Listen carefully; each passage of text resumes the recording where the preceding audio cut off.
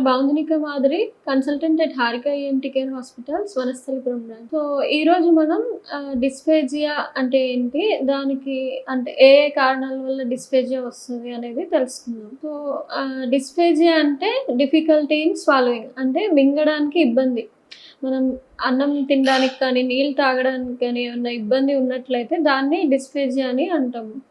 So నార్మల్గా మనం food ఏదైతే తిన్నప్పుడు, ఆహారం తీసుకున్నప్పుడు ఈ నాలిక నుంచి అన్నవాహికలోకి వెళ్ళడానికి చాలా ఇక్కడ మసిల్ కోఆర్డినేషన్ అవన్నీ జరిగి ఫుడ్ ఐటమ్స్ అనేవి లోపలికి వెళ్తాయి. ఎప్పుడైనా ఈ ప్రాసెస్లో ఏమైనా ఇబ్బంది ఉంటే మనకి మింగడానికి ఇబ్బంది అనేది వస్తుంది.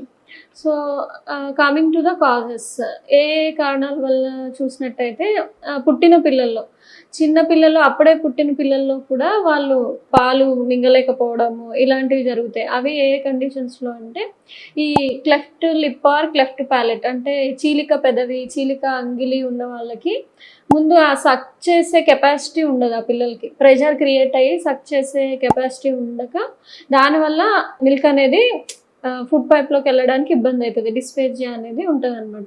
ఇంకొకటి వచ్చేసి ట్రెకియో ఈసోఫేజియల్ ఫిస్టులా, ఈ మన ఫుడ్ పైప్కి అండ్ గాలి తీసుకునే పైప్, ట్రెకియాకి ఫుడ్ పైప్కి మధ్యలో కనెక్షన్ లాగా ఏర్పడుతుంది అనమాట పుట్టినప్పటి నుంచి. సో అలాంటి కేసెస్లో కూడా ఈ మింగడానికి ఇబ్బంది అనేది చూస్తాము. దీస్ ఆర్ కంజనైటల్ కాజెస్, అంటే చిన్న పిల్లల్లో, పుట్టిన పిల్లల్లో ఇట్లాంటి రీజన్స్ వల్ల ఈ డిస్ఫేజియా అనేది వస్తుంది. సో నెక్స్ట్ వచ్చేసి కామన్ ఇన్ఫెక్షన్స్ అంటే థ్రోట్ పెయిన్, మనకి ఏమైనా థ్రోట్ ఇన్ఫెక్షన్ అయినా, ఫారింజైటిస్ గొంతు ఎర్రగా అయినా సరే, టాన్సిల్ ఇన్ఫెక్షన్ అయినా, లేదంటే టాన్సిలర్ యాబ్సెస్ లాగా టాన్సిల్స్ సివియర్గా ఇన్ఫెక్షన్ అయినా, ఇట్లాంటి కాజెస్ వల్ల ఈ డిస్ఫేజియా అనేది వస్తుంది అనమాట. అండ్ అదర్ కాజెస్ వచ్చేసి ఈ reflux disease, gastro oesophageal reflux disease. ఇందులో ఏంటి, ఇది నథింగ్ బట్ ఎసిడిటీ. ఏదైతే లోపల ఉన్న గ్యాసెస్ ఫ్రీక్వెంట్గా పైకి రావడం వల్ల, ఎసిడిటీ వల్ల కూడా గొంతులో మింగడానికి ఇబ్బంది, ఏదో గొంతులో అడ్డుగా ఉన్నట్టు అనిపించడము, ఇలాంటి కంప్లైంట్స్ చెప్తారనమాట పేషెంట్స్ మనకి. అండ్ ఈ జిఆర్డిఏ కాకుండా ఈ యంగ్ ఫిమేల్స్లో చూసుకున్నట్టయితే ప్లమ్మర్ విన్సన్ సిండ్రోమ్ అని చెప్తాము. ఈ ప్లమ్మర్ విన్సన్ సిండ్రోమ్లో ఏంటి అంటే రక్తహీనత, వాళ్ళకి రక్తం చాలా తక్కువగా ఉంటుంది ఈ యంగ్ ఫిమేల్స్లో. దానివల్ల రక్తం తక్కువగా ఉండడం వల్ల ఈ ఫుడ్ పైప్లో పొరలాగా ఫామ్ అవుతుంది అనమాట. ఎప్పుడైతే ఆ పొరలాగా వెబ్ అంటాము, ఈసోఫేజియల్ వెబ్స్ అంటాము, ఎప్పుడైతే ఆ పొర ఫామ్ అవుతుందో ఆబ్వియస్లీ మింగడానికి ఇబ్బంది అనేది పేషెంట్స్ మనకి కంప్లైంట్ చేస్తారు. సో ఇది మోస్ట్లీ యంగ్ ఫీమేల్స్లో చూస్తూ ఉంటాము. ఈ అనీమియా వల్ల, రక్తహీనత వల్ల ఈ వెబ్ అనేది ఫామ్ అవుతుంది.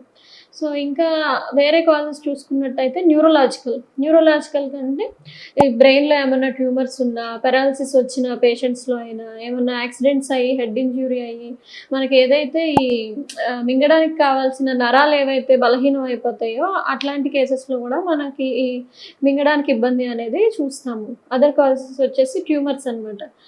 ఎన్ని మాలిగ్నెంట్ ట్యూమర్స్, గొంతులో ఏమన్నా గడ్డలు ఉన్నా సరే, అన్నవాహిక తినే పైప్ దగ్గరే ఉన్న గడ్డలు ఉన్నా, ఈసోఫేజియల్ క్యాన్సర్లో కానీ, ఇలాంటి ట్యూమర్స్లో కూడా మింగడానికి ఇబ్బంది అనేది చూస్తాం. అంతేకాకుండా ఫుడ్ పైప్ డిజార్డర్స్, కొన్ని ఈసోఫేజియల్ డిజార్డర్స్ ఉంటాయి. అందులో ఏంటి, ఏమైనా స్ట్రిక్చర్స్, ఈసోఫేజియల్ స్ట్రిక్చర్ కానీ, అకలీషియా కార్డియా కానీ, ఇలాంటి కేసెస్లో కూడా డిస్ఫేజియా అనేది చూస్తాము.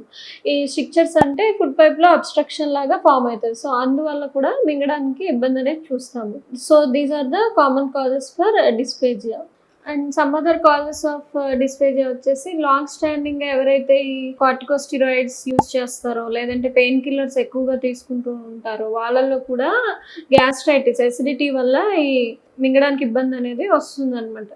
అండ్ ఈ డిస్ఫేజియా అనేది ఇట్స్ ఓన్లీ సిమ్టమ్, అంటే ఒక లక్షణం మాత్రమే, but it is not a disease అనమాట. ఒక వ్యాధి కాదు, జస్ట్ మనకు అండర్లైయింగ్ ఏమన్నా డిసీజ్ ఉంది అని తెలియచేయడానికి ఇది ఒక సిమ్టమ్ మాత్రమే.